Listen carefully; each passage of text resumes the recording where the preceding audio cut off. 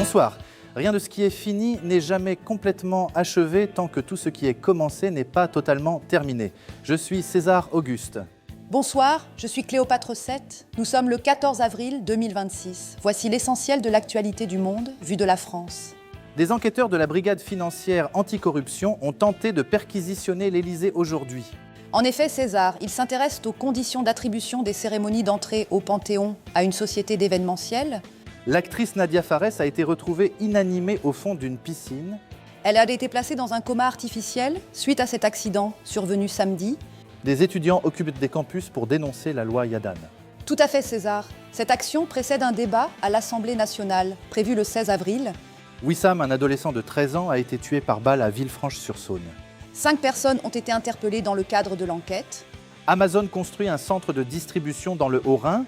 Et oui, ce site devrait créer 2000 emplois d'ici son inauguration fin 2027. Cécile Collère et Jacques Paris témoignent de leur détention en Iran. Ils ont partagé leur expérience poignante sur France Inter.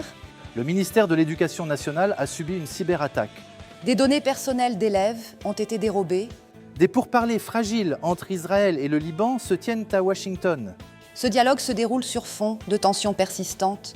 Jean-Pierre Escalette, ancien président de la FFF, est décédé à 90 ans. Il avait été à la tête de la fédération de 2005 à 2010. Lors du procès de la DZ Mafia, des condamnations et acquittements ont été prononcés.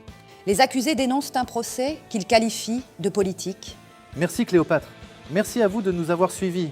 On referme ce JT de 20 h de Radar. Merci César pour ce tour d'horizon. Bonsoir et à demain.